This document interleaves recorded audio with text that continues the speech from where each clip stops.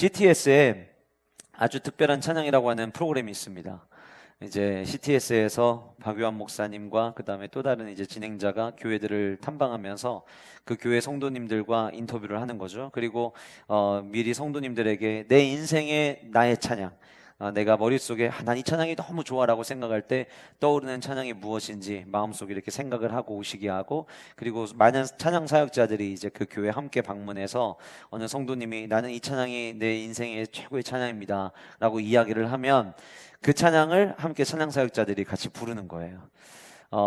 제가 그 수원순복음교회 집회하러 가기 전에 마침 그 교회가 아주 특별한 찬양으로 이제 CTS에 소개가 되어서 이 방송된 거를 제가 이렇게 보다 보니까 저마다 모든 사람들이 다 자기 안에 사연 있는 찬양들이 전부 다 있더라고요. 아마 여러분들 중에서도 여러분들 삶의 최고의 찬양이 무엇이냐고 아마 물으면 여러분들도 저마다 찬송가 중에서 혹은 CCM 가스펠 중에서 저는 이 찬양이 가장 좋습니다, 저는 이 찬양 부를 때 힘이 납니다, 이런 고백들이 아마 있으시리라 생각이 되어집니다.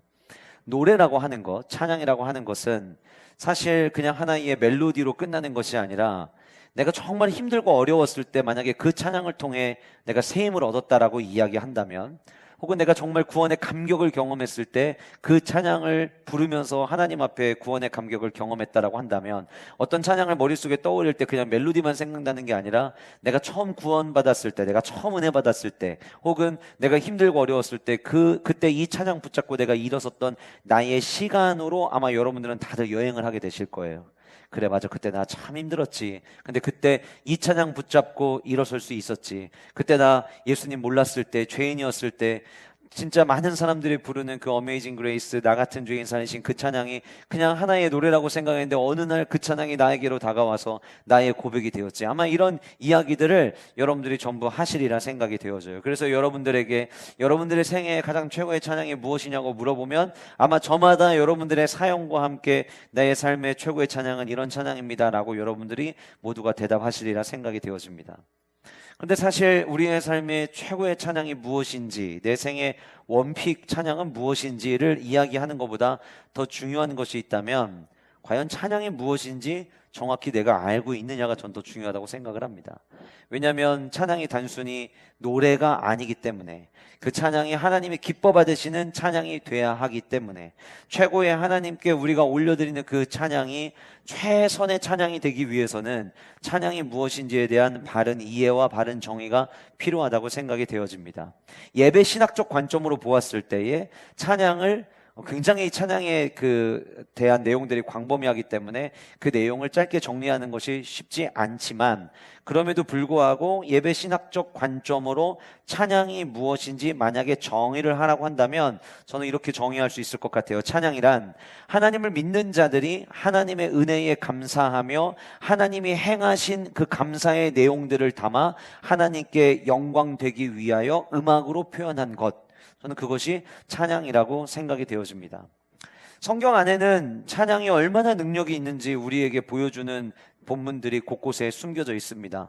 사울 왕이 악령이 임했을 때 다윗은 그 사울 곁에서 수금을 연주하였고, 그 수금 연주하는 그 시간 사울 안에 임했던 악령이 떠나가는 모습을 우리는 성경 말씀을 통해서 발견하게 됩니다.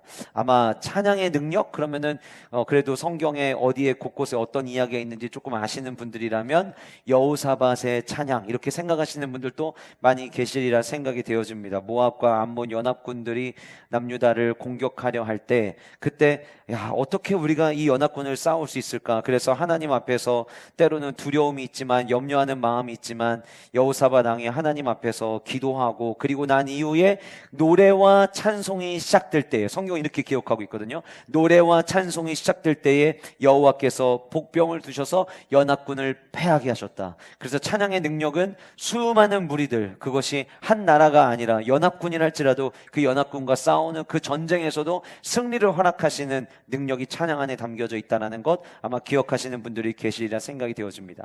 지금 우리가 출애굽기 말씀을 살펴보고 있는데 앞으로 시간이 지나서 이스라엘 백성들이 모여 있다가 구름 기둥과 불 기둥으로 가야 될 때 가고 멈춰야 될 때 멈추지만, 이스라엘 백성들이 이제 하나님 앞에 모이는 시간이 있을 때 그들이 이제 언약궤 앞에서 나팔을 양각 나팔을 불게 되는 모습들을 우리는 이제 마주하게 됩니다.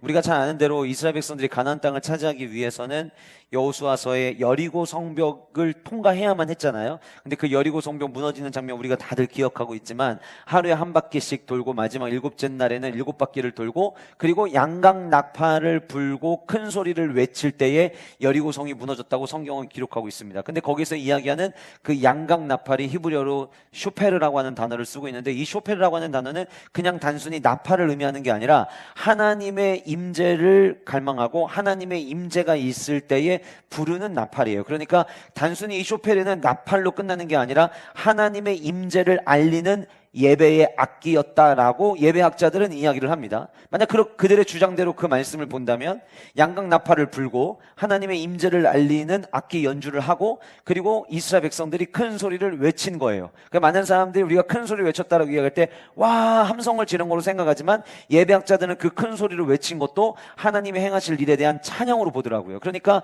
여리고성이 무너질 때에 결국 양각 나팔을 불므로 말미암아 하나님의 임재를 갈망하는 이제 예배가 된다는 걸 알리고 그 자리에 모여있었던 모든 이스라엘 백성들이 하나님께 찬양의 고백을 올렸을 때 여리고성이 무너졌다라고 예배학자들은 주장한다라고 하는 거예요.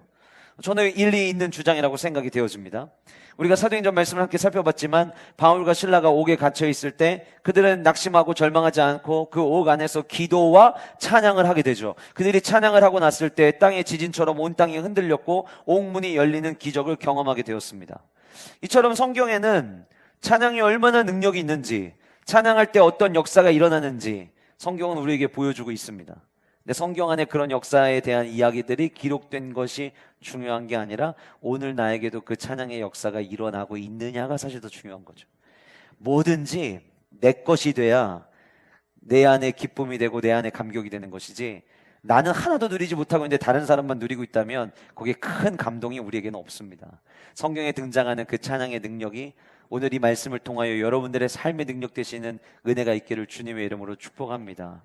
그런데 여러분 성경에 참 많은 찬양의 이야기들이 있지만 창세기부터 요한계시록 이르기까지 찬양에 대한 가장 첫 번째 찬양의 모습이 등장하는 곳이 오늘 저와 여러분들이 읽은 바로 출애굽기 15장입니다. 출애굽기 15장은 성경에 최초로 등장하는 찬양입니다. 그 찬양의 모습, 지난 시간에 우리가 출애굽기 14장 이스라엘 백성들이 홍해를 건너는 장면을 함께 살펴보면서 지난주에는 우리가 출애굽기 14장의 홍해를 건넌 사건 속에서 예배의 원리를 같이 발견했어요. 그래서 지난주에 제가 설교하면서 예배의 원리가 무엇인지를 여러분들에게 이야기를 집중적으로 했기 때문에 그 이후에 어떻게 이스라엘 백성들이 건넜는지에 대해서는 아주 간단하게 이야기하고 넘어갔지만 사실 여러분들 대부분 아시는 이야기겠지만 결국 이스라엘 백성들 하나님께서 모세에게 언제까지 부르짖기만 할 거야, 언제까지 기도만 할 거야, 이제 너의 지팡이를 들어서 홍해를 가리켜야 일이 역사가 일어나지 않겠니? 라고 이야기하면서 예배의 중요한 원리는 우리가 기도만 할 것이 아니라 기도하고 나면 행동해야 된다라고 지난 시간까지 함께 살펴봤죠. 그리고 난 다음에 결국 모세는 지팡이로 홍해를 가리켰고 동쪽에서부터 불어오는 바람에 의해서 홍해가 갈라졌어요. 사실 우리는 십계라는 영화나 혹은 이미지들을 통해서 모세가 바다를 가리켰을 때 가리킨 그 지점에서부터 물이 갈라진 것으로 생각하지만 성경에 있는 그대로의 말씀을 우리가 이해를 하면 사실 모세가 가리킨 그 지점에서부터 물이 갈라지기 시작한 게 아니라 이스라엘 백성들이 서 있던 저 반대 방향에서부터 갈라지기 시작을 했어요. 왜냐하면 성경에는 동쪽에서부터 부는 바람이라고 이야기했거든요. 그럼 지도로 보면은 이스라엘 백성들이 서 있는 그 지점이 아니라 물 건너편에서부터 바람이 불어서 물 건너편부터 하나님께서 길을 만드신 거예요. 이거 그거 이쪽 앞이나 반대쪽이나 그거 아닌가라고 생각할 수 있을지 모르지만 이스라엘 백성들의 입장에서 뒤에는 애국 군대가 쫓아오는 상황 속에서 머릿속에 우리가 그 상황을 그려본다면 만약에 모세의 앞에서 갈라지기 시작했다면 분명히 처음에 그 길은 굉장히 좁은 길로 시작을 했을 거예요. 그러면 뒤쫓아오는 애국 군대를 피해서 일단 나부터 살고 보자고 전부 다 뛰어들었을 거고 그러다 보면은 압사당하는 사고가 일어났을 가능성이 굉장히 높습니다. 근데 하나님께서는 반대편에서부터 가르기 시작하셨어요. 그러니까 모세와 이스라엘 백성들 앞에 물이 갈라졌을 때에는 좁은 길이 점차적으로 갈라진 게 아니라 한 번에 큰 길이 딱 주어졌던 것이죠. 그러니까 이스라엘 백성들 모두가 건널 수 있었고, 우리가 잘 아는 것처럼 이스라엘 백성들이 모두 다 건너고 났을 때 애굽의 군대가 쫓아오게 되었죠. 물론 하나님께서 구름 기둥으로 그들이 바로 쫓아오지 못하도록 시간의 격차를 두고 거리를 두게 하셨고, 나중에 이스라엘 백성들 건너고 난 다음에 그들을 잡겠다고 애굽의 군대가 쫓아왔습니다. 600의 병거와 최고의 지휘관들이 전부 다 뛰어들었어요. 그런데 이스라엘 백성들이 다 건너고 났을 때 물에 났던 그 길이 다시 사라지면서 파도가 다시 그들을 덮치면서 그들 모두가 물속에서 죽음을 맞이하는 사건을 맞이하게 되었습니다. 그게 지난주 이야기였어요. 그리고 오늘의 이 본문, 그 최초의 찬양, 성경은 시작을 이렇게 이야기합니다. 15장 1절, 이때에 이렇게 시작합니다. 성경에 나오는 최초의 찬양은 우리에게 최선의 찬양이 무엇인지를 보여주는 교과서의 역할을 하는데요. 첫 번째로 최고의 하나님께 드리는 최선의 찬양이 되기 위해서 즉각적으로 반응하는 믿음의 찬양이어야 한다라고 하는 거예요. 우리의 찬양이 어떤 찬양이 되어야 되느냐? 즉각적으로 반응하는 믿음의 찬양이어야 한다. 여러분, 15장 1절에 이때에, 물론 히브리 원어 성경에는요 15장이 여호와로 시작해서 여호와로 끝납니다. 그런데 히브리 원어 안에도 오늘 우리 번역되어 있는 이 이때라고 하는 단어가 사용이 되었는데, 저는 개역개정 성경으로 번역하면서 이때라는 단어를 앞으로 가지고 온 것이 본문을 이해하고 이 원어를 이해하는 데 훨씬 더 효과적이라고 생각이 되어졌어요.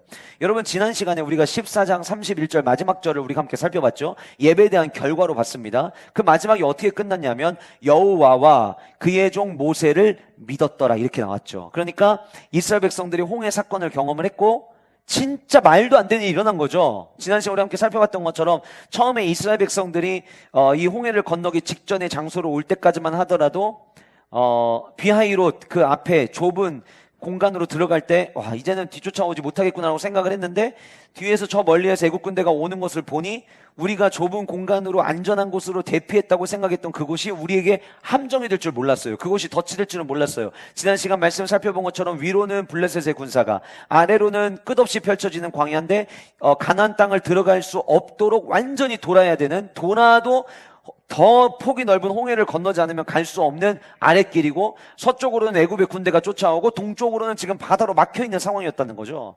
그들의 상황에서 이제 우린 여기서 죽었구나, 차라리 애굽에서 죽는 게 날 뻔했다라는 생각을 충분히 가질 수 있는 바로 그 상황이었는데, 갑자기 하나님께서 모세가 지팡이로 바다를 가리키니까 저 반대편에서부터 바람을 불게 하시더니 갑자기 우리 앞에 대로가 열린 거예요. 그래서 그 대로를 향해 걷게 됩니다.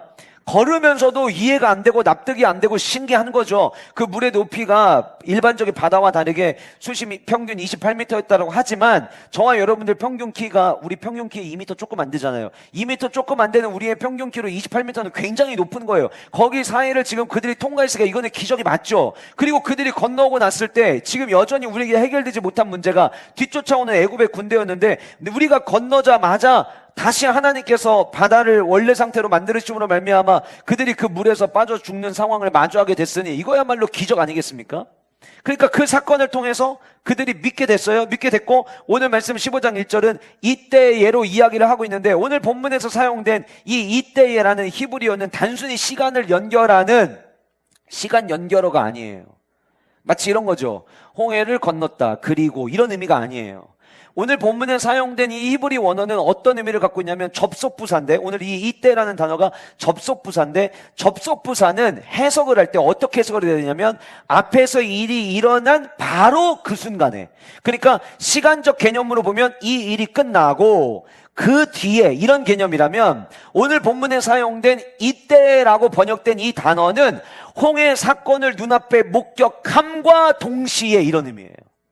그러니까 이들의 찬양은 어떤 찬양이었냐면 하나님 행하신 위대한 일을 눈으로 목격함과 동시에 이미 터져 나왔던 찬양이었다라고 하는 거예요. 물론 모세의 찬양이라고 기록되어 있지만 15장 1절은 뭐라고 이해하냐면 이때에 모세와 이스라엘 자손이 이 노래로 여호와께 노래하였다라고 이야기합니다. 아마 시작은, 선창은 모세가 먼저 시작을 했겠죠. 모세가 시작하고 난 다음에 그 들은 이야기를 가지고 가사가 어렵지를 않아요. 왜냐하면 그 가사 15장 1절 내가 여호와를 찬송하리니 그는 높고 영화로우시며 말과 그 탄자를 바다에 던지셨습니다. 지금 눈앞에 펼쳐진 일을 그대로 하나님 앞에 모세가 노래를 했기 때문에 가사가 그렇게 어렵지 않아요. 생각하지 않아도 돼요. 혹 그 똑같은 가사가 아니더라도 여러분들도 종종 찬양하시다가 가사를 마음껏 개사하시잖아요.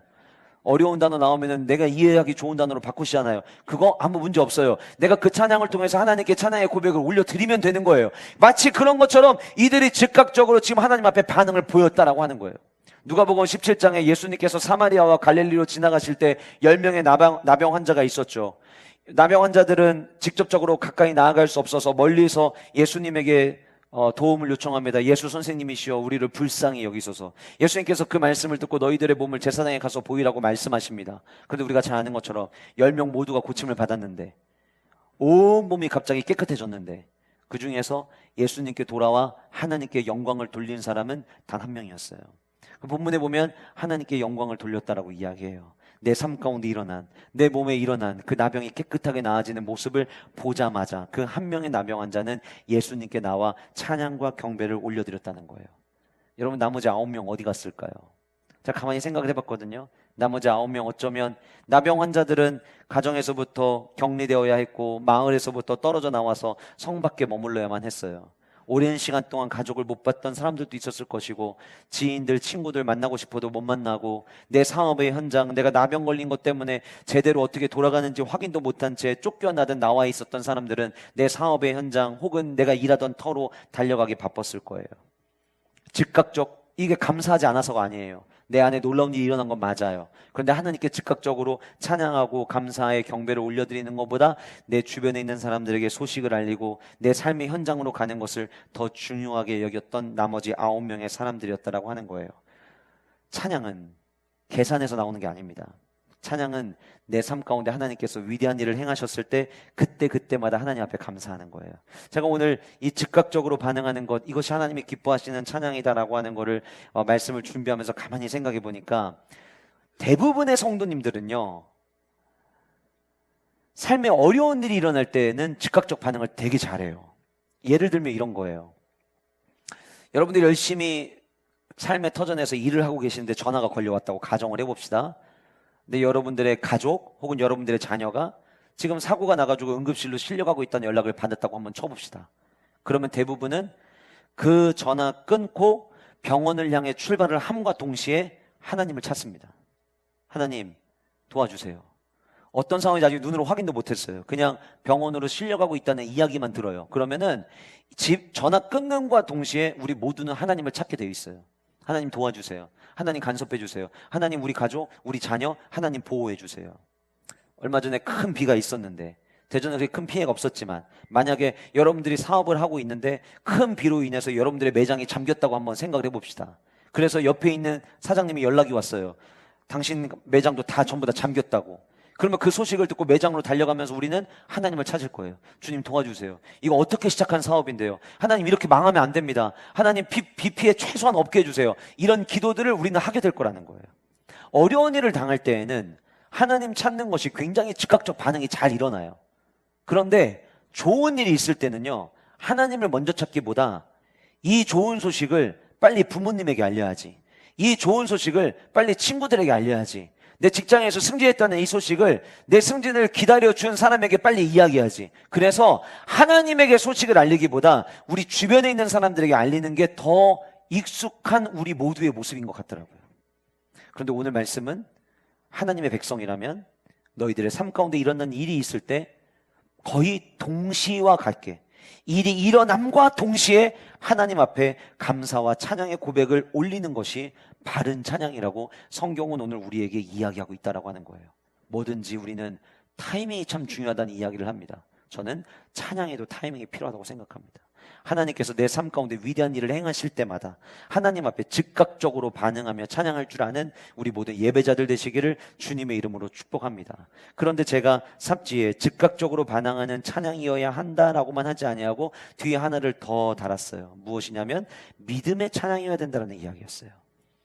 여러분, 아무리 우리가 즉각적으로 반응을 해도 찬양을 받으시는 분이 하나님이세요.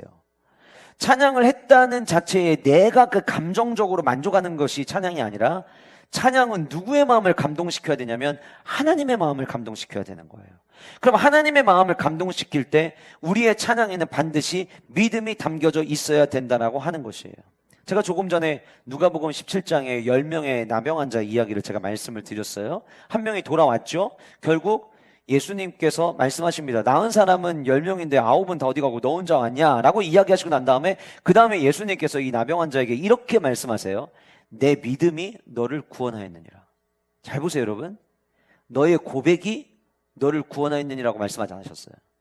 너의 찬양과 경배가 너를 구원하였느니라고 말씀하지 않으셨어요. 예수님 뭐라고 말씀하셨냐면 너의 믿음이 너를 구원하였느니라라고 이야기했어요. 이 나병 환자가 예수님께 나와서 했던 것은 고백이었어요. 경배였어요. 찬양이었어요. 근데 예수님은 그 찬양을 무엇으로 보셨냐면 믿음으로 보셨다는 거예요. 여러분, 저는 오늘 출애굽기 15장 1절에 이때라는 이 단어가 앞에 일어난 사건과 거의 동시적으로 일어났다라고 조금 전에 제가 말씀을 드렸는데, 그렇다고 한다면 14장 마지막에 어떻게 기록됐는가 우리 다시 한번 기억해야 돼요. 14장 마지막 31절이 뭐라고 이야기합니까? 모든 이스라엘 백성들 모두가 여호와와 그의 종 모세를 마지막 뭐라고 끝나죠? 믿었더라로 끝난다는 거예요. 찬양은 무엇이 수반되어야 되냐면 믿음이 수반되어야 되는 거예요.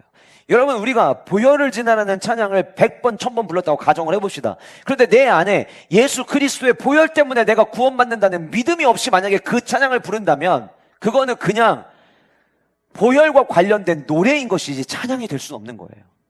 내가 어떤 찬양을 하나님 앞에 올려드릴 때에는 그 찬양의 모든 가사에 나의 믿음이 담겨져 있어야만 하나님이 받으시기에 기뻐하시는 찬양이 될 수 있다라고 하는 거예요. 그래서 찬양은 즉각적인 반응이어야 하지만 동시에 우리의 믿음의 고백이 되어야 한다라고 하는 거예요. 오늘 본문에 등장하는 이들의 찬양은 계산된 찬양이 아니었어요. 하나님의 위대하신 일을 눈으로 목격하자마자 터져나온 경외의 감탄이었고, 이들의 찬양은 눈앞에 펼쳐진 일을 행하신 그 하나님 앞에 감사와 영광을 올려드리면 안 돼서 즉각적으로 반응했던 그야말로 살아있는 찬양이었다라고 하는 거예요. 사랑하는 성도 여러분, 오늘 우리는 예배를 시작하면서 네 곡의 찬양으로 오늘 예배를 시작했습니다. 영광의 주님 찬양하세요. 그러면 우리 안에 내가 믿는 그 하나님이 영광의 주님이라는 믿음이 내 안에 있는가 점검해야 돼요. 찬양하세라는 찬양을 부르고 최고의 하나님께 최선의 예배리라는 찬양으로 우리는 또 찬양을 올려드렸어요. 나에게 하나님이 정말 최고의 하나님인가, 내 인생의 최고의 하나님인가에 대한 아멘이 동반될 때 그 찬양이 비로소 진정한 찬양이 되는 거예요. 영과 진리로 예배하는 자를 하나님이 찾으신다고 이야기했는데 그 말씀에 대한 내가 믿음이 있어야 그 찬양의 곡조대로 나는 하나님 앞에 영광을 돌릴 수 있는 거예요. 마지막 곡으로 나는 찬양하리라라고 우리는 고백했습니다. 예, 주님, 저는 오늘 이 자리에 예배자로 나왔고 내 온 마음을 다해 저는 주님을 찬양하기를 원합니다라는 마음으로 내가 예배하고 찬양했냐는 거예요. 그러면 여러분, 저와 여러분들이 찬양을 만약에 오늘 이 즉각적 믿음의 반응으로서의 찬양을 한다면, 찬양에서는 준비 찬양이라는 단어도 쓰면 안 되고요, 찬양에서는 절대 립싱크도 하면 안 되는 거예요. 음치어서 저는 소리를 못 냅니다. 여러분, 음치어도 내가 낼 수 있는 소리 다 내면서 하나님 앞에 고백할 수 있어요. 하나님은 여러분들의 찬양 소리를 들으시고 점수 매기시기 위해서 오늘 이 자리 여러분들을 불러보신 게 아니에요. 부족하더라도 우리의 입술을 통하여 하나님께 영광 올려드리는 그 고백을 주님은 원하신다라고 하는 거예요. 그래서 저는 우리 영가족들이 삶의 순간순간 여러분들 생애 그 최고의 찬송들, 내 마음속에 품고 있는 내 인생의 찬양곡 늘 마음속에 품고 계시다가 여러분들의 삶 가운데 하나님이 놀라운 일들을 행하실 때마다 즉각적으로 경외의 감탄이 섞여 있는 그 찬양의 고백으로 하나님께 영광 돌리시는 예배자들 되시기를 주님의 이름으로 축복합니다. 또한 믿음 없이 찬양하는 것이 아니라 믿음으로 고백하는 은혜가 여러분들 모두의 삶 가운데 있으시기를 주님의 이름으로 축복합니다. 두 번째로 출애굽기 15장에 등장하는 이 최초의 찬양은 어떤 찬양이었냐면 하나님을 선포하는 찬양이었다라고 하는 거예요. 다시 말씀드리면 우리의 찬양이 하나님이 기뻐 받으시는 최선의 찬양 되기 위해서는 하나님을 선포하는 찬양이어야 된다라고 하는 거예요. 여러분, 하나님은 존재 자체로 찬양받기에 합당하신 분이십니다. 아멘이십니까? 아멘이십니까? 하나님은 존재 자체로 저와 여러분들의 찬양을 받으시기에 부족함이 없고 합당하신 분이시라고 하는 거예요. 그렇기 때문에 찬양은 인간이 하나님의 존재를 인식하고 그 본질에 합당하게 돌려드리는 행위가 찬양이라고 하는 것을 우리는 기억해야 된다라고 하는 거예요. 저 예배 관련된 참 많은 책이 있고 또 하나님의 임재 또 주님을 향한 갈망에 대해 많은 책들이 있는데 그 중에서 제 책장에 참 유독 많이 있는 저자가 있어요. A.W. 토저라고 하는 저자입니다. 제가 설교 중에 종종 소개해서 아마 여러분들 중에도 그 책은 읽지는 않았지만 이름은 기억하는 분들도 이제 생기실 텐데 그 A.W. 토저가 찬양에 대해서 이렇게 이야기를 합니다. 하나님의 속성은 예배의 방향을 결정짓는 나침반이다. 하나님의 속성. 그러니까 찬양이 뭐냐? 찬양은 하나님의 속성을 드러내는 건데 이게 왜 중요하냐면 하나님의 그 속성이 예배의 방향을 결정하는 나침반이래요. 그러면서 이렇게 이야기합니다. 예배는 우리가 바라는 것을 요청하는 것이 아니라 하나님이 누구신지를 인정하는 것이다. 예배는 우리가 바라는 것이 뭔지를 하나님께 요구하는 게 아니라 하나님이 누구신지를 인정하는 것, 그게 온전한 예배라고 하는 거예요. 그것이 A.W. 토저가 이야기한 예배에 대한 정의였어요. 조금 전에 우리가 예배는 즉각적으로 하나님께 반응하는 믿음의 반응이라고 이야기했는데 잔 칼빈이 찬양에 대해서 이렇게 정리를 했어요. 인간은 하나님께 받은 은혜를 기억하는 것에 그치지 않고 즉각적 찬양으로 응답해야 한다. 왜냐하면 찬양은 믿음의 열매이며 하나님을 향한 진실된 헌신의 표현이기 때문이다. 칼빈의 정의에도 찬양이 뭐냐? 즉각적이어야만 하고 믿음이 담겨져 있어야 된다는 이야기를 했고, 그리고 A.W. 토저는 우리의 모든 찬양의 고백은 하나님의 속성을 고백해야 되는데 왜 그래야 되느냐? 하나님의 속성을 인정하는 것, 그 하나님의 속성을 고백하는 것이 예배의 방향성을 정하는 나침반과 같기 때문이다라고 이야기하고 있다는 거예요. 그러니까 우리가 찬양을 할 때 그 찬양 속에 하나님이 누구신지를 고백하는 것은 굉장히 중요합니다. 여러분들이 즐겨 부르시는 찬양 속에서 때론 우리가 이렇게 찬양의 고백을 하죠. 주님은 나의 반석이십니다. 나의 산성이십니다. 나의 요새이십니다. 피할 바위 되십니다. 이런 모든 찬양의 가사들이 결국 하나님이 누구신지에 대해서 내가 고백하는 것이다라고 하는 거예요. 시편 89편 15절에 이런 말씀이 있습니다. 즐겁게 소리칠 줄 아는 백성은 복이 있나니. 즐겁게 소리친다. 뭘 놓고 즐겁게 소리치냐면 하나님이 누구신지를 내가 즐거운 마음으로 선포하는 자에게, 시편의 기자는 그런 자에게 복이 있다라고 이야기를 해요. 그리고 그 다음에 이렇게 이야기합니다. 여호와여, 그들이 주의 얼굴 빛 안에서 다니리로다. 누가 우리의 어두운 삶 속에 우리의 길에 빛을 비춰주시냐? 우리의 길에 빛이 되는 것이 무엇이냐? 우리의 삶 속에서 하나님을 향한 감탄, 그 감탄을 즐겁게 소리칠 줄 아는 자들의 삶에 복이 있고 그들에게 주어지는 복이 어둠 속을 걸어갈 때 빛이 되어주시는 그 은혜를 맛보게 될 수 있다라고 시편의 저자는 이야기하고 있다는 거예요. 제가 왜 여러분들이 이렇게 말씀드리냐면 15장 1절에서 모세가 노래를 시작을 했잖아요. 노래를 시작한 그 모세가 2절에서부터 계속해서 하나님이 누구신가에 대한 고백을 이어갑니다. 그의 노래는 즉각적으로 하나님 앞에 반응하는 것을 시작하면서 마치 홍해에서 일어난 그 일을 아주 간략하게 말과 그탄 자를 바다에 던지셨다라는 짤막한 마치 홍해 사건을 한 줄 요약을 딱 하고 나서 그리고 난 다음에 모세는 하나님의 성품을 노래하기 시작해요. 2절 말씀 보실까요? 여호와는 나의 힘이요. 주님이 누구신지를 고백하는 거예요. 나의 노래시며 나의 구원이시로다.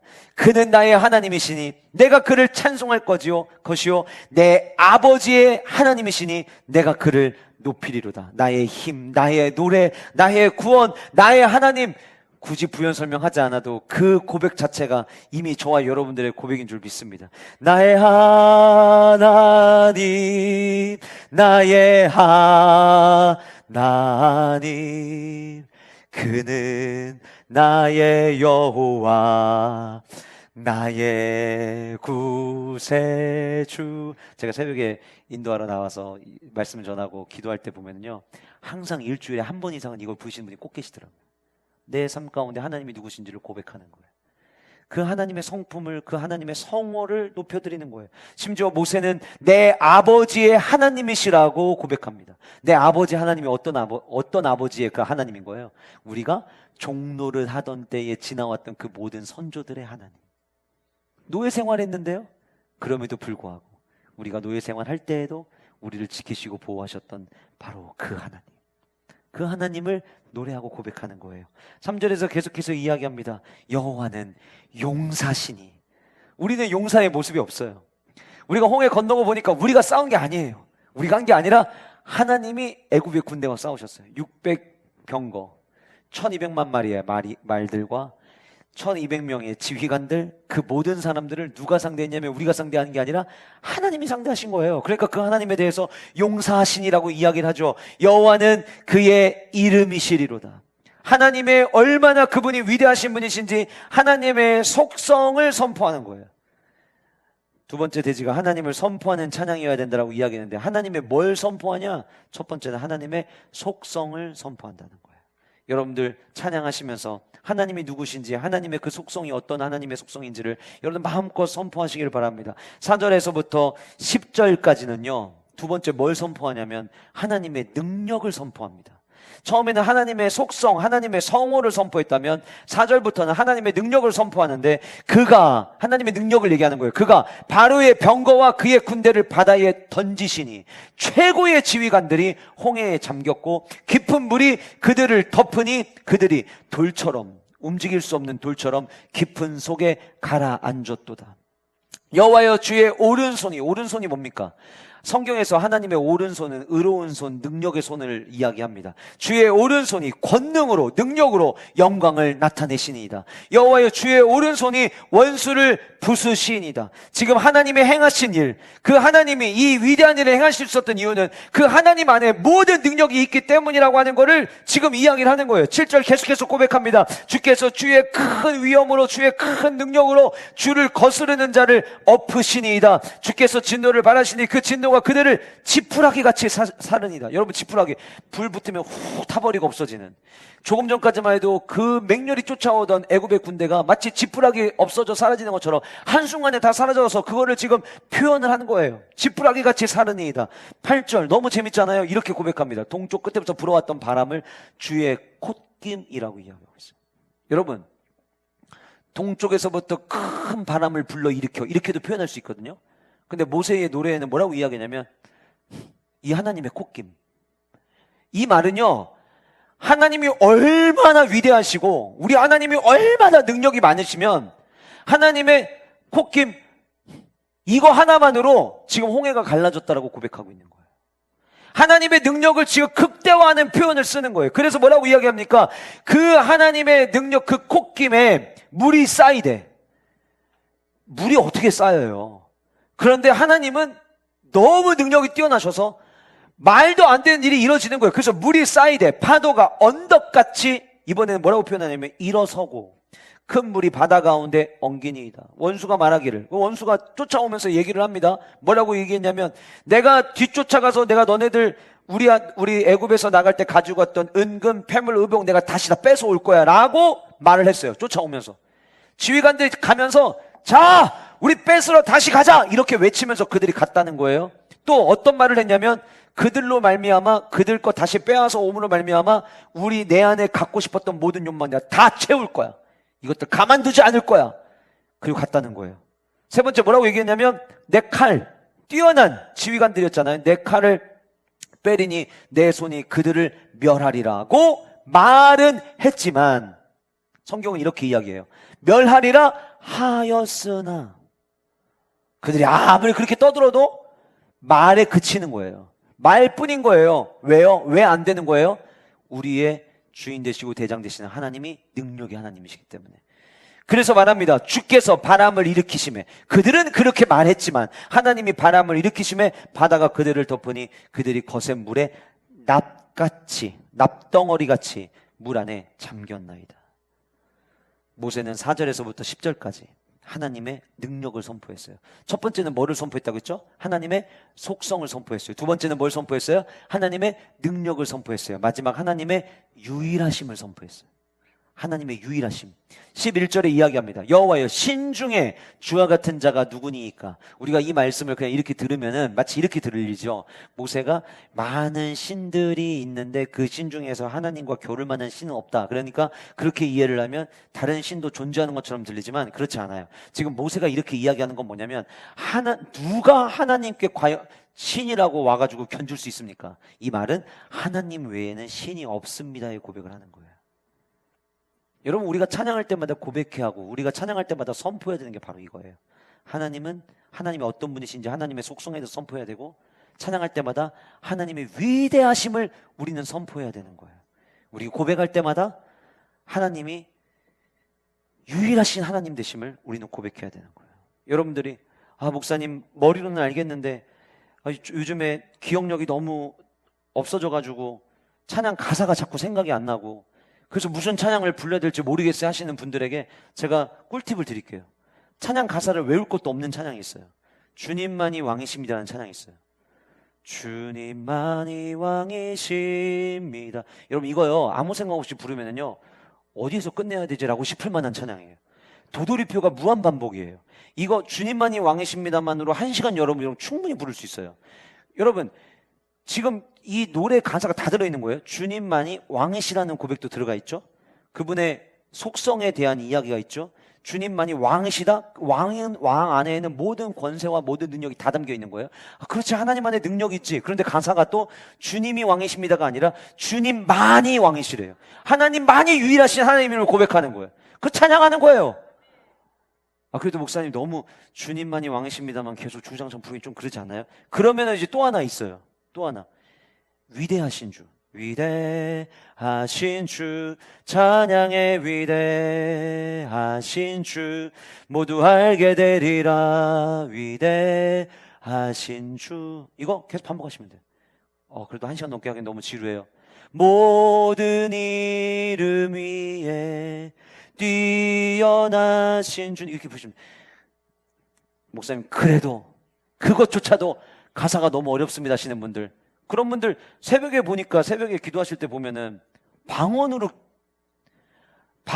기도하는데 가사 멜로디는 찬양에 이 방언을 붙여서 부르시는 분들 계시더라고요. 그렇게 하시면 돼요. 중요한 건 뭐냐면 내 안에 하나님에 대한 선포의 고백이 마르지 않게 하자는 거예요. 진짜 예배자는 우리의 삶 가운데 행하신 하나님의 위대하심을 고백합니다.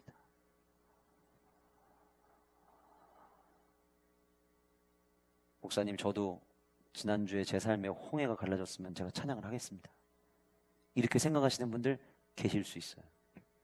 우리는 종종 찬양은 즐거운 일, 행복한 일, 감사한 일, 기쁜 일이 일어났을 때 하나님 앞에 그분의 능력을 고백하는 찬양이지라고 생각하는 경우들이 있어요. 세 번째, 오늘 본문에 담겨져 있는 찬양은 소망을 고백하는 찬양이에요. 잘 보세요, 여러분. 많은 사람들은 내 삶 가운데 기쁜 일이 일어나고 감사한 일이 일어나야 찬양하지, 내가 지금 힘들어 죽겠는데, 안 그래도 지금 되게 힘들고 있는데 그래도 나라가 소비 지원금 줘가지고 그걸로 버텼는데 들어온 게 어제 같은데 벌써 다 써갖고 없어가지고 그것마저도 지금 감사할 마음이 없다고 말하시는 분들이 여러분들 가운데 계실 수 있어요. 근데 잘 보세요, 여러분. 지금 이들이 어디서 노래 불렀죠? 지금 어디서 노래를 부르고 있죠? 자, 홍해라고 대답하시는 분들은 물속에서 지금 노래 부르고 있다고 얘기하시는 거예요? 지금 어디서 노래 부르고 있죠? 홍해를 건넜죠. 건너서 지금은 앞으로 계속해서 가야 될 광야의 그 첫 순간에서 지금 이들이 노래하는 거예요. 정확히 말씀드리면 이들의 노래는 어디서 부른 노래냐면 광야에서 부른 노래예요. 광야에서 부른 노래예요. 물론 홍해를 건너고 난 그 감격에서 부른 노래지만 이들은 앞으로 계속된 광야 생활을 해야 되는 사람들이에요. 그런데 오늘 본문 속에 등장하는 모세의 노래에는 소망이 담겨져 있더라는 거예요. 미국의 찬송가 역사상 가장 영향력 있는 인물로 미국의 찬양을 이야기를 할 때, 찬송가를 이야기할 때 빼놓지 않는 인물이 있습니다. F.C. 크로스비라고 하는 사람인데 정확한 플레임은 페니 제인 크로스비라고 하는 이름을 가진 사람이에요. 이 사람은요, 평생 동안 찬송가를 8,000곡을 만들었습니다. 감사해요. 일부 때는 아무런 반응을 보이지 않으셔서 우리 성도들은 역시 억 단위의 재정적인 얘기를 해야 놀라시는구나 생각했는데 여러분들은 놀라주셔서 감사해요. 여러분, 8,000곡의 찬양을 만든다는 거 진짜 억소리가 나는 겁니다. 한 곡을 만드는 것도 쉽지가 않아요. 10곡, 100곡 만드는 것도 쉽지 않은데 8,000곡을 만들었어요. 대단한 분이죠. 이분은 태어나고 6주 만에 고열로 실명을 하게 됩니다. 그러니까 여러분, 태어나서 6주 만에 실명했다는 거는 이분의 이 크로스비의 입장에서는 평생 앞을 못 본 거죠. 태어나서 6주 만에 봤던 엄마의 모습, 아빠의 모습, 그리고 우리 집의 모습, 하늘의 모습, 산과 나무의 모습을 기억하는 사람은 아무도 없잖아요. 그러니까 6주 만에 실명이 됐지만 사실상 태어나면서부터 계속해서 실명으로 살았다라고 이야기해도 과언이 아닐 거예요. 이분에 대한 글을 제가 읽다가 참 감동을 받았어요. 이분이 그렇게 얘기하더라고요. 내가 앞을 볼 수 없는 것은 하나님이 내 인생에 주신 최고의 축복이었다. 그 다음 얘기가 기가 막혀요. 그 다음 얘기가. 나는 다시 태어나도 맹인으로 태어나고 싶다. 이렇게 얘기를 했어요. 여러분들 아마 여러분들 중에 속으로 아유, 날씨가 더워서 그 사람이 정신 나간다고 네. 아니, 다시 태어나면은 이제 볼 수 있게 해달라고 기도를 해야지. 다시 태어나도 맹인으로 태어나겠다고 말한다는 게 그 말이나 되는 이야기야? 라고 생각할 수 있어요. 여러분, 왜 그렇게 생각한 줄 아세요? 우리의 영성의 깊이가 거기까지 못 가서 그런 거예요. 그분이 왜 그렇게 얘기했냐면 이렇게 얘기를 하더라고요. 이유는 난 지금 내가 앞을 보지 못하는 것도 축복이고 다시 태어나도 나는 앞을 보지 않는 맹인으로 태어나길 원한다. 이유는 그러면 내가 가장 먼저 뵈는 분이 예수님의 얼굴이기 때문이다. 이 땅의 삶이 끝나고 천국 가면 주님 만나잖아요. 그때는 앞을 못 보는 내가 시각장애인이지만 그때는 주님을 볼 수 있잖아요. 내가 이 땅을 살면서 이것저것 다 보고 주님 보는 게 아니라 아무것도 본 것이 없는 상태에서 내가 처음 보는 그 모습이 예수님의 모습이라면 내 인생의 최고의 축복이라고 생각을 한 거예요. 이분이 앞을 보지를 못하니까 어릴 때부터 시편을 귀로 듣고 외우기 시작을 했어요.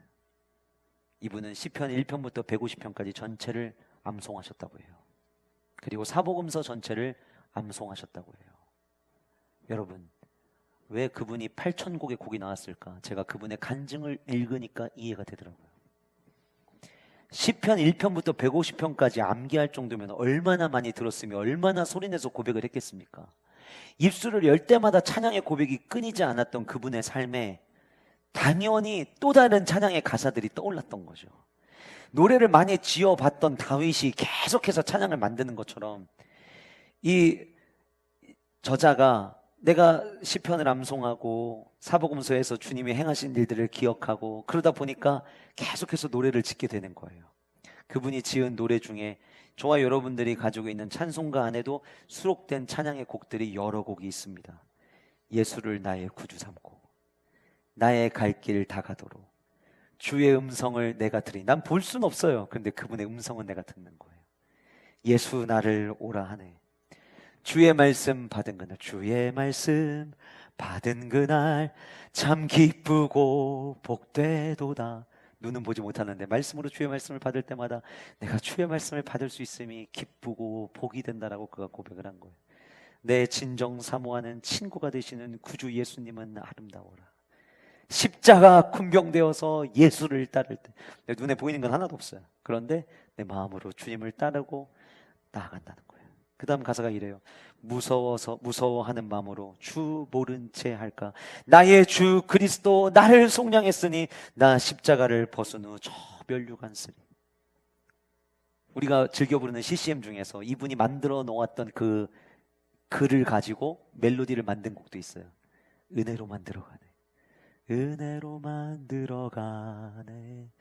은혜로만 선다네. 이것도 그분이 지은 가사였어요. 여러분, 혹시 느끼셨습니까? 이분의 찬양에 공통적 특징이 있어요. 지금 나는 볼 수 없어요. 그런데 그분의 모든 찬양에는 소망이 담겨 있어요. 목사님, 홍해 갈라지면 저도 찬양합니다. 아니요. 홍해 갈라질 때 찬양하는 찬양은 감사의 찬양이라면 광야의 길을 걸을 때 우리는 찬양해야 돼요. 여러분, 광야 어떻게 버티실 거예요? 눈에 보이는 현실 보면서 어떻게 버티실 거예요?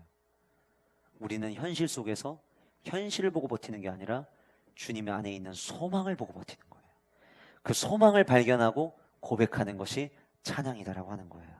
여러분, 오늘 말씀 13절에서부터 18절에 이르기까지 모세는 이제 소망을 노래합니다.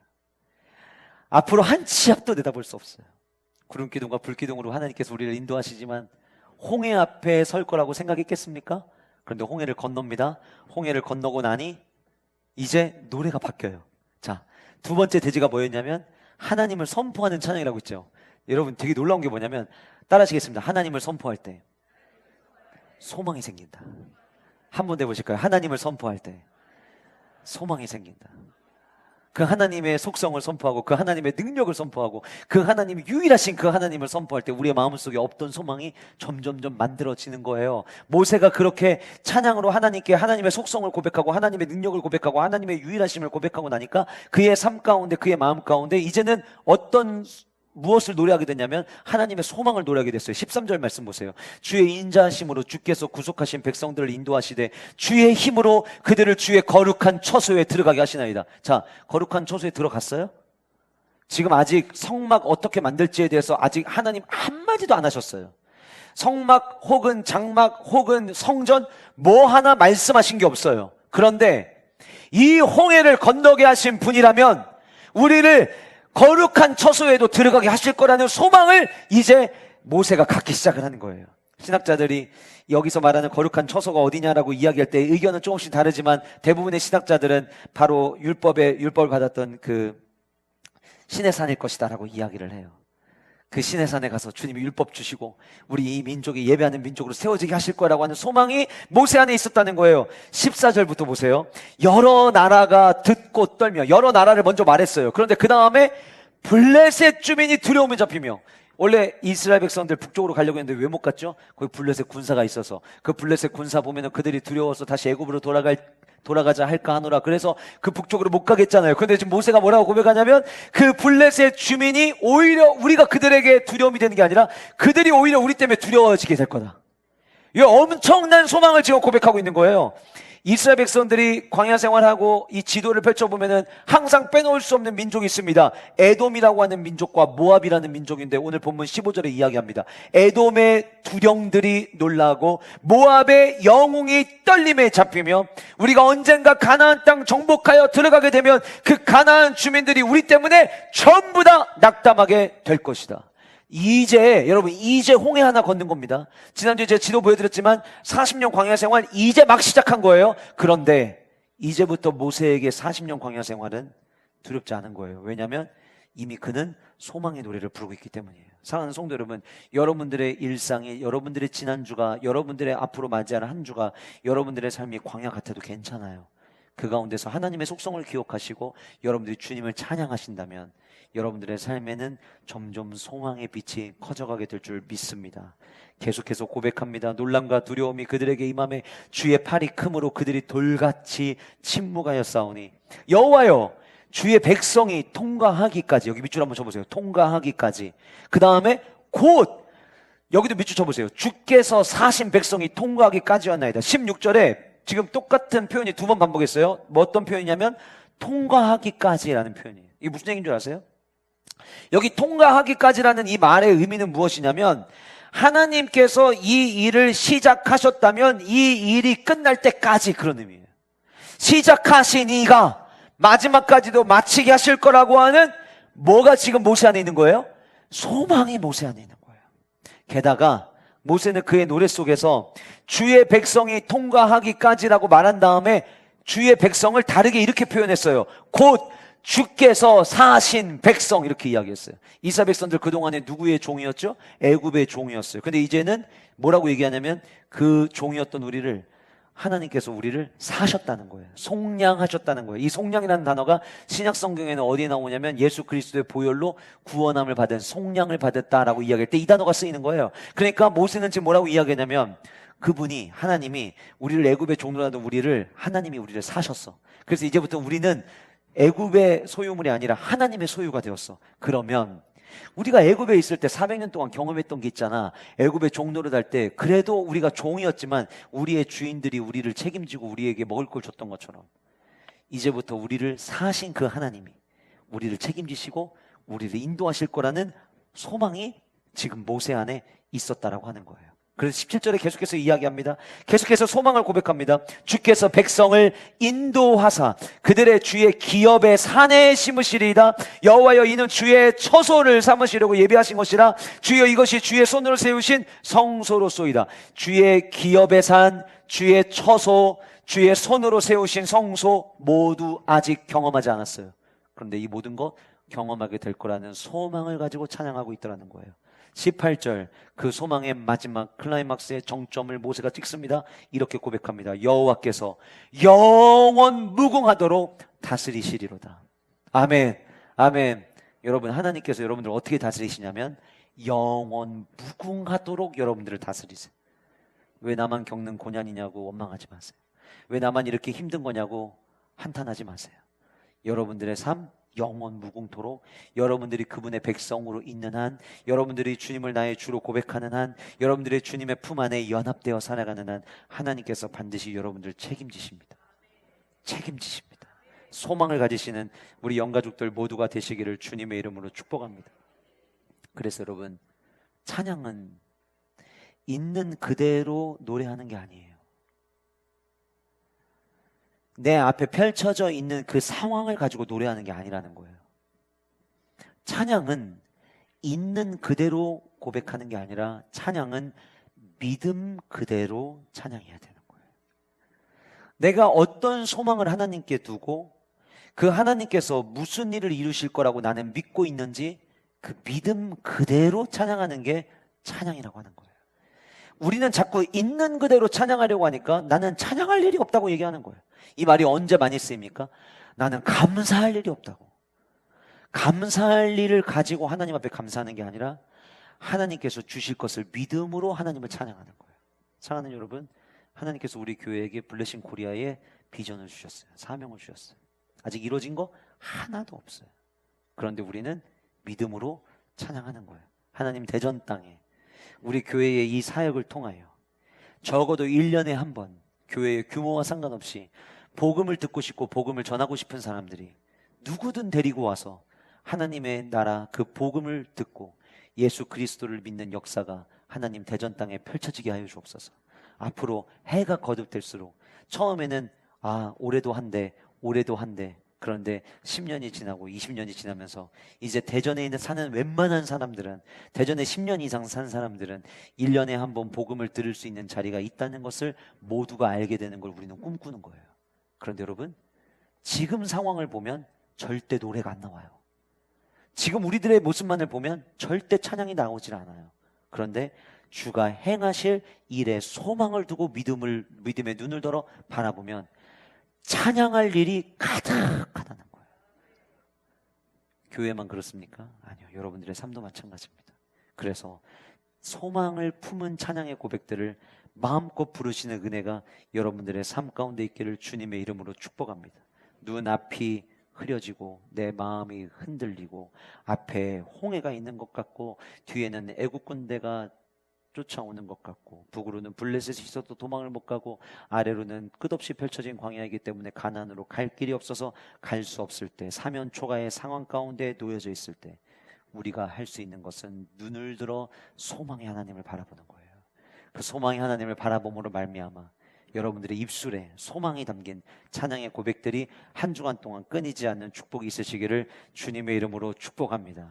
마지막 네 번째로 출애굽기 15장에 등장했던 최초의 찬양, 또 최선의 찬양은 어떤 찬양이냐면 공동체가 함께 반응하는 찬양이어야 한다라고 하는 거예요.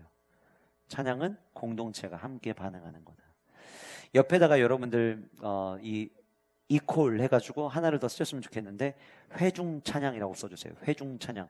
공동체가 함께 반응하는 찬양을 예배학적으로 뭐라고 부르냐면 회중 찬양이라고 이야기를 합니다. 자, 회중 찬양 말 그대로 단어에서 모든 걸 다 말하고 있는 것처럼 회중 찬양은 예배에 참여한 회중들이 부르는 찬양이에요. 여러분 오늘 예배하는 공간에 오셨죠? 여러분 예배하는 자리에 예배자로 참석하신 여러분들 회중이죠. 그러면 여러분들은 회중으로서 찬양을 하셔야만 하는 거예요. 그래서 예배 시간에 립싱크하면 안 된다는 거예요.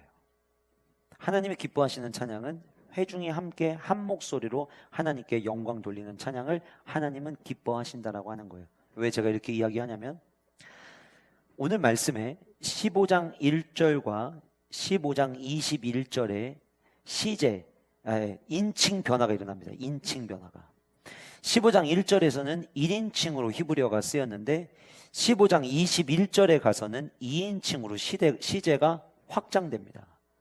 1절에서는 모세와 이스라엘 자손이 이 노래로 여호와께 노래하였다라고 이야기를 하고 있는데 15장 20절에 가면 아론의 누이 선지자 미리암이라고 하는 여인에 대한 이야기와 함께 미리암의 손에 소고를 잡고 모든 여인이 그를 따라 함께 화답하였다. 소고를 잡고 춤추고 화답하였다라는 이야기가 20절에 나옵니다. 그러니까 오늘 이 성경, 하나님께서 모든 성경은 하나님의 감동으로 쓰여졌고 그 감동 속에 쓰여지는데 1절과 21절에 인칭의 변화가 두드러지게 나타나도록 이 성경이 쓰여지겠다라면 의도가 굉장히 분명한 거예요. 어떤 의도냐면 처음 시작은 어쩌면 맨 처음에는 모세 혼자 노래를 시작했는데 모세가 노래하는 이야기를 듣고 그 주변의 사람들이 함께 노래를 하더니 나중에 20절, 21절에 와서는 이제 모든 여인들이 함께 부르는 찬양으로 이 찬양이 지금 확대됐다라고 하는 것을 성경은 우리에게 의도적으로 보여주고 있다라고 하는 거예요. 그래서 결국에는 홍해를 건넌 모든 사람들이 하나님 앞에 동일한 반응을 보이는 것, 그렇게 하나님을 찬양하는 것, 그렇게 하나님을 경배하고 있다라고 오늘 성경은 우리에게 보여주고 있다라고 하는 거예요. 찬양은 모든 회중이 함께 고백해야 되는 찬양이기 때문이라는 거예요. 찬양은 여러 모든 회중으로 확대되어야 가야 된다라고 하는 거예요. 여러분, 우리가 잘 아는 다윗이 언약궤를 이제 예루살렘으로 옮기고 난 이후에 하나님 앞에 찬양을 올려드립니다. 그 찬양 올려드린 내용이 역대상 16장 34절에 나오는데 성경에 이렇게 기록되어 있어요. 여호와께 감사하라. 그는 선하시며 그의 인자심이 영원하미로다. 앞에서 이야기한 것처럼 하나님의 성호, 하나님의 속성에 대해서 찬양을 합니다. 너희는 이르기를 우리 구원의 하나님이여 우리를 구원하여 만국 가운데서 건지셨다. 능력을 얘기하는 거예요. 건져내시고 모으사 우리로 주의 거룩한 이름을 감사하며 주의 영광을 드높이게 하소서할지어다. 36절 여호와여 이스라엘의 하나님을 영원부터 영원까지 송축할지어다 하매. 그 다음 이렇게 이야기하죠.